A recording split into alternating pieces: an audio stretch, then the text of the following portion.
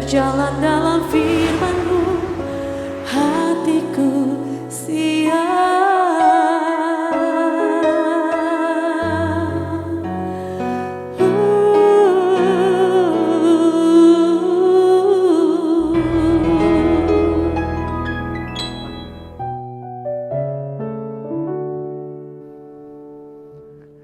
Salam, Karlover yang dikasihi oleh Tuhan Yesus, senang boleh kembali bersama-sama dengan saudara semua dalam program Raise and God. Kita semua sangat bersyukur karena Bapa kita di surga adalah Bapa yang begitu mengasihi kita, begitu peduli dan senantiasa hadir dalam hidup kita. Kita tidak pernah ditinggalkan melewati perjalanan hidup yang kadangkala terasa sangat berat. Bahkan Tuhan senantiasa mengundang kita semua, marilah kepadaku semua yang letih lesu dan berbeban berat, aku akan memberi kelegaan kepadamu. Tidak ada alasan bagi kita untuk menanggung beban berat hidup kita sendirian, karena Bapa ingin menolong kita, ingin memberi kita kelegaan. Oleh sebab itu mari kita hampiri Dia dalam doa. Kita berdoa bersama. Bapa di surga, kami ucap syukur karena anugerah-Mu begitu sempurna dalam hidup kami. Terima kasih Bapa, karena kami tidak pernah sendirian menjalani hidup kami. Bahkan ketika orang-orang terdekat kami, orang-orang yang kami kasihi meninggalkan kami, Engkau tetap bersama-sama dengan kami. Engkau senantiasa mengundang kami untuk menghampiri tata kasih karunia-Mu. Oleh sebab itu saat ini Bapa, kami membawa hidup kami membawa semua beban berat hidup kami kepadamu. Kami sangat percaya dalam hadirat Tuhan. Engkau akan memberi kami kelegaan, ada sukacita, kekuatan yang baru untuk melewati semua situasi yang terjadi. Bahkan Engkau akan memberi kami kemenangan yang sesungguhnya dalam batin kami dan dalam situasi apapun yang sedang kami hadapi saat ini. Pujian kami, penyembahan kami hanya bagi-Mu selama-lamanya. Dalam nama Tuhan Yesus. Amin. Terima kasih Yesus. Satu hari lagi Engkau nyatakan penyertaan-Mu di dalam hidup kami.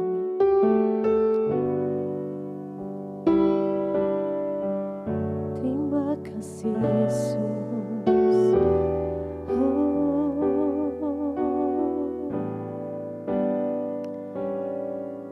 Haleluya.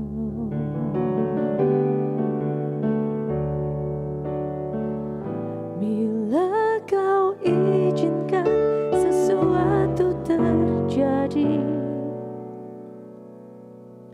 ku percaya semua untuk kebaikanku.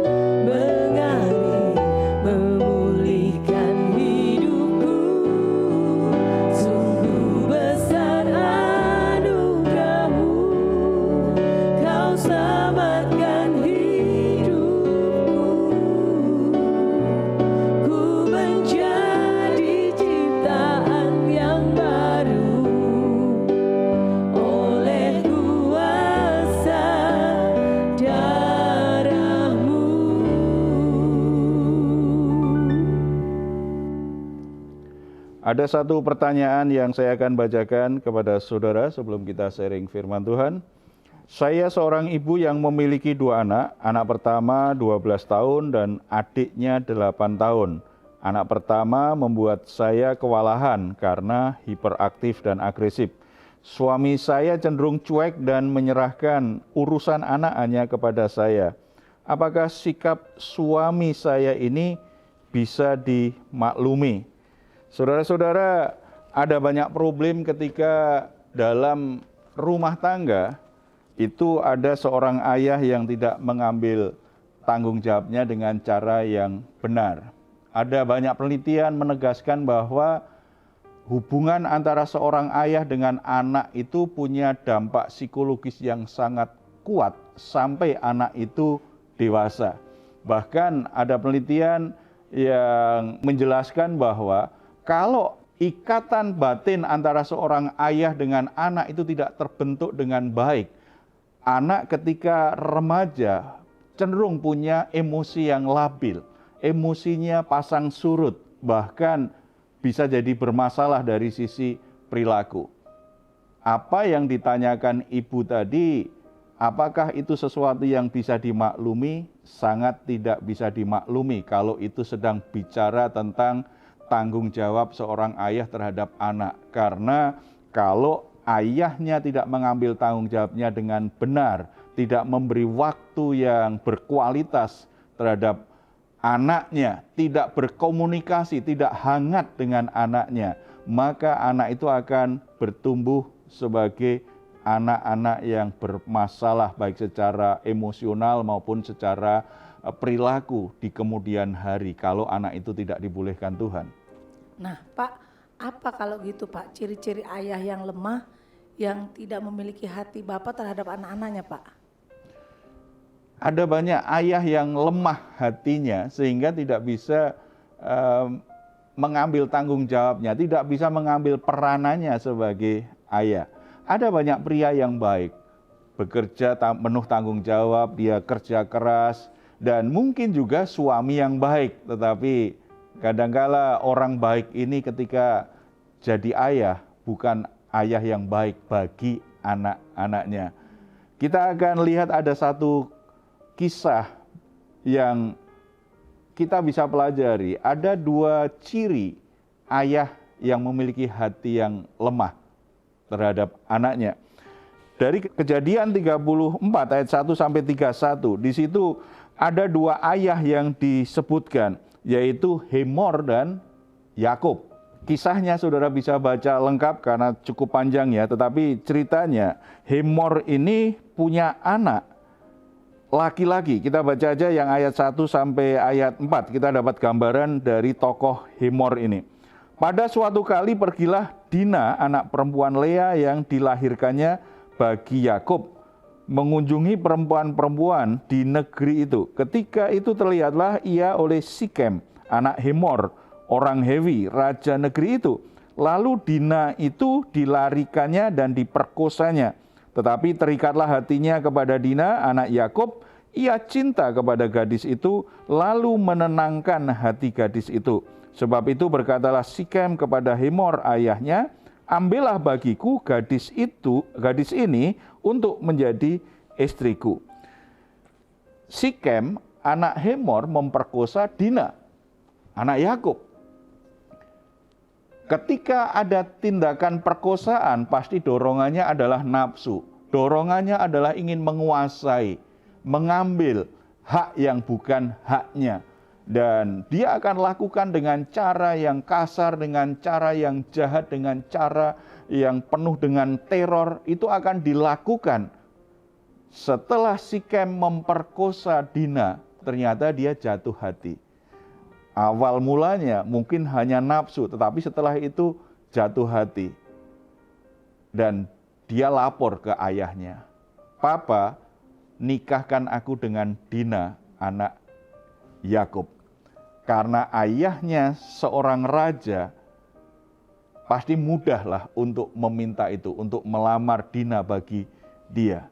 Saudara, kita perhatikan Hemor kemudian menuruti apa yang diminta oleh anaknya ini. Penekanannya, Hemor itu mengikuti kemauan anaknya. Hemor adalah contoh seorang ayah yang permisif.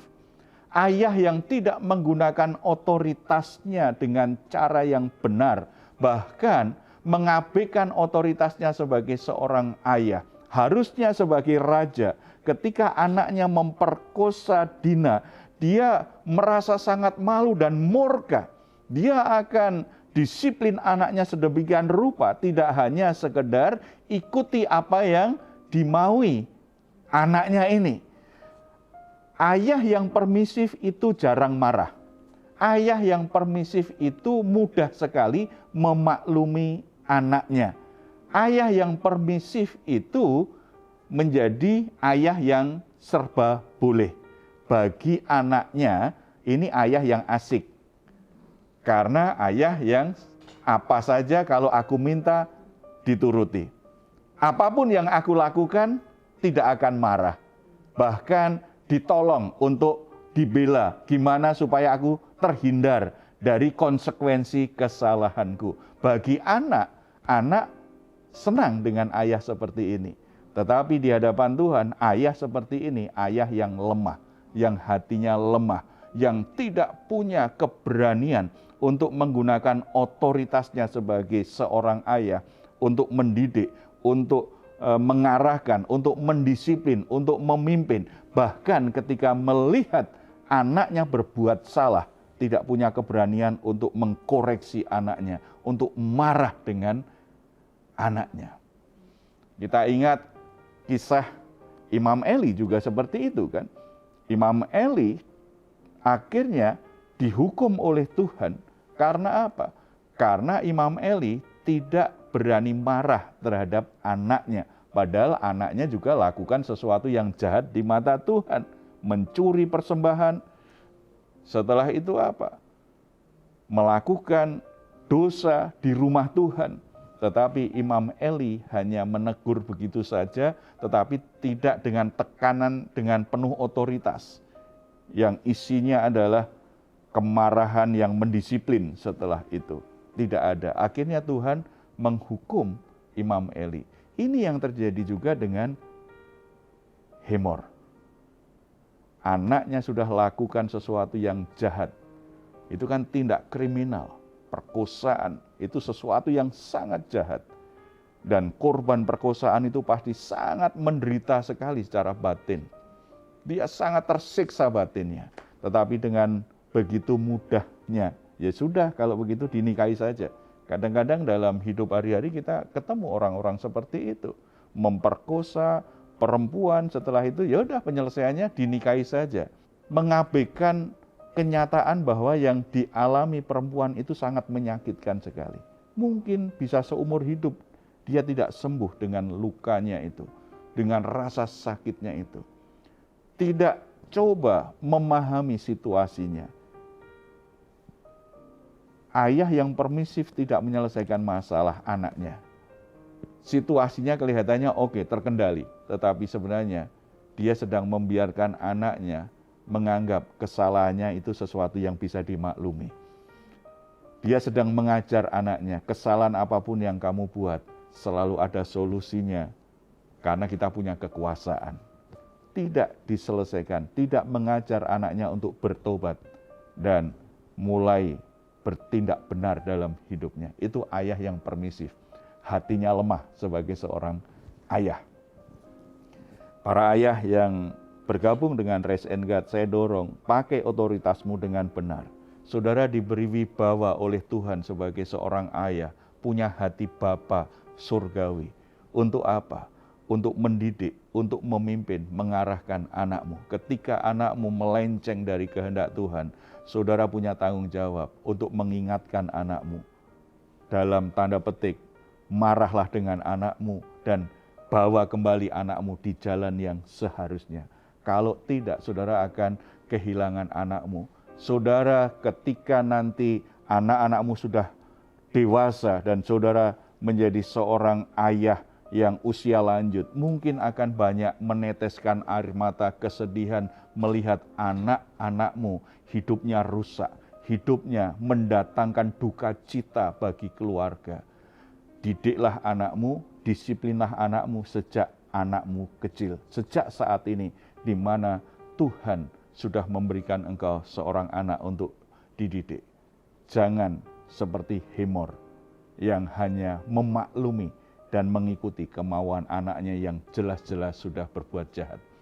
Yang kedua Yakub. Yakub itu juga tipe ayah yang lemah, hatinya lemah dalam bagian ini ya. Walaupun dalam proses selanjutnya kita akan lihat permasalahan lain Yakub sebagai seorang ayah.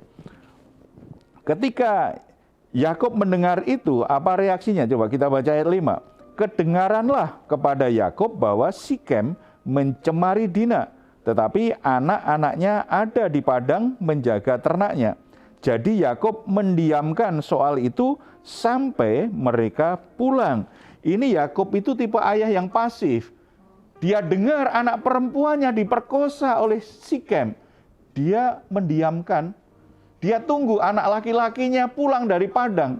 Berarti ini Yakub terbiasa menjadi ayah yang hanya mengutamakan kenyamanan dan main aman. Kalau ada masalah, ya biarkan orang lain. Ketika dia masih remaja, ibunya yang selalu memberi solusi apa yang harus dia lakukan. Ketika dia sudah punya anak, ternyata dia berharap anak-anak laki-lakinya yang menyelesaikan masalah rumah tangganya. Jelas, anaknya diperlakukan, dilecehkan begitu jahat oleh orang lain. Tetapi ketika mendengar, dia tidak lakukan apa-apa. Tunggu anakku pulang, nanti kira-kira apa yang akan dilakukan. Dia tidak marah loh, anaknya dilecehkan sedemikian rupa. Dia tidak merasa murka anaknya diperlakukan seperti, anak perempuannya diperlakukan seperti ini. Hati ayah yang lemah itu cenderung memang cari aman untuk dirinya. Tidak bisa memberi rasa aman bagi anaknya. Tidak berani menghadapi resiko ketika harus menolong anaknya. Dia berharap orang lain yang menolong masalah itu. Dan dia hanya melihat saja. Dia hanya merestui saja. Dalam kasus ini harusnya Yakub, bahkan kalau anak laki-lakinya tidak mau mengambil tanggung jawab menyelesaikan masalah ini, dia sebagai ayah seharusnya bertindak aktif untuk menyelesaikan masalah ini, untuk membela anak perempuannya ini. Tetapi Yakub ternyata tidak. Begitu anaknya pulang, mereka marah luar biasa, dan kelihatannya mereka terima ketika Hemor melamar Dina untuk anaknya. Sepertinya oke, tetapi anak laki-laki Yakub akhirnya merekayasa. Oke, boleh, tetapi kalian harus sunat. Akhirnya karena Hemor ini kan permisif tadi, karena anaknya merengek, nikahkan aku dengan Dina, Bapak. Ya udah, nikahlah. Apapun aku lakukan, aku berikan supaya engkau senang, supaya engkau bahagia. Benar, mereka menuruti. Dia yakinkan semua masyarakat yang laki-laki semua disunat. Ketika mereka semua disunat, mereka masih sakit. Anak-anak laki-laki Yakub akhirnya menyerang mereka dan membunuh semuanya. Berarti Yakub tetap diam saja. Dia biarkan apapun yang dilakukan oleh anak laki-lakinya. Saudara bisa bayangkan, seorang ayah yang lemah, karena dia cenderung pasif, maka situasi yang terjadi dengan rumah tangga itu dikendalikan oleh orang yang aktif. Dan itu kalau konteks Yakub, anaknya yang mengendalikan situasi, dan itu sebuah perbuatan yang juga ternyata sangat jahat sekali. Yakub aman, tidak harus lakukan pembunuhan, tetapi dia sebagai seorang ayah, sebenarnya ayah yang sangat lemah, tidak bertanggung jawab di hadapan Tuhan. Saudara-saudara yang dikasihi oleh Tuhan, kalau saudara sebagai seorang ayah selama ini, saudara cenderung pasif dan membiarkan istrimu, membiarkan anak-anakmu aktif, ambil inisiatif, menyelesaikan masalah-masalah yang ada, itu sama saja saudara membiarkan otoritasmu sebagai kepala keluarga itu diambil alih oleh istrimu, oleh anak-anakmu. Sementara Tuhan merancang keluargamu, rumah tanggamu, keturunanmu akan mengalirkan berkat Tuhan itu melalui dirimu sebagai seorang ayah, sebagai kepala keluarga. Saudara sedang merusak tatanan dan rencana berkat Tuhan untuk rumah tanggamu sendiri. Ambil tanggung jawabmu, mulai belajar, berinisiatif, ambil keputusan, mulai berani bertindak tegas, mulai aktif menyelesaikan masalah-masalah yang terjadi dalam rumah tanggamu. Ketika sebagai seorang ayah kita lakukan seperti itu, berkat Tuhan akan dipulihkan dalam rumah tanggamu. Kita bersatu dalam doa. Bapa di surga, terima kasih. Saat ini hamba-Mu berdoa untuk para ayah yang bergabung bersama-sama dengan kami saat ini. Para ayah yang Tuhan percayai dengan keturunan, baik anak laki-laki maupun anak perempuan. Tuhan yang memberi mereka otoritas sebagai kepala keluarga. Tuhan menyediakan wibawa dan kasih yang begitu kuat di hati mereka untuk bisa memimpin, untuk bisa mengasihi, untuk bisa melindungi anak-anaknya. Hamba-Mu berdoa untuk para ayah yang mungkin selama ini seperti Hemor, yang permisif, yang tidak tegas, tidak menetapkan garis batas yang jelas antara yang salah dan benar terhadap anak-anaknya. Hanya menginginkan anaknya senang dan bahagia, sehingga ada kekacauan dengan kehidupan anaknya. Tuhan, pulihkan hati para ayah yang seperti ini, supaya mereka kembali menjadi ayah yang menggunakan otoritasnya untuk mendidik anak-anaknya, yang tegas dengan anak-anaknya, yang punya keberanian untuk menetapkan garis batas yang jelas, supaya anak-anaknya tetap ada di jalan Tuhan. Hamba berdoa untuk para ayah yang pasif, yang menyerahkan semua permasalahan hanya kepada istri dan anak-anaknya, membiarkan situasinya tidak terkendali dan dia tetap berdiam diri saja. Berikan keberanian, berikan roh yang menyala-nyala untuk sungguh-sungguh ambil tanggung jawabnya, berperan sebagai ayah yang punya keberanian untuk menyelesaikan masalah-masalah yang terjadi dalam rumah tangganya, untuk melakukan tindakan-tindakan yang semestinya untuk memperbaiki berbagai permasalahan yang terjadi dengan rumah tangganya, berbagai masalah yang terjadi dengan anak-anaknya. Kami sangat percaya ketika hati para ayah dipenuhi dengan hatinya Bapa yang begitu penuh kasih, yang begitu penuh kebenaran, yang begitu penuh otoritas, yang begitu penuh dengan kerinduan untuk menjadikan anak-anaknya bertumbuh sebagai pribadi-pribadi yang punya karakter mulia, karakter Yesus Kristus. Maka terjadi pemulihan dalam rumah tangga. Kami sangat percaya janji firman-Mu. Ketika hati Bapa-Bapa kembali kepada anak-anaknya, maka setiap kerusakan rumah tangga akan dipulihkan oleh Tuhan. Setiap masalah yang menghalangi berkat Tuhan dalam rumah tangga akan Tuhan mulai pulihkan. Rumah tangganya kembali dipulihkan. Hubungannya satu sama lain akan menjadi baik. Anak-anaknya akhirnya bisa bertumbuh dengan baik. Ada sukacita dalam setiap rumah tangga. Hamba-Mu juga berdoa untuk setiap istri sebagai penolong. Biarlah mereka juga boleh menjadi penolong yang dari Tuhan.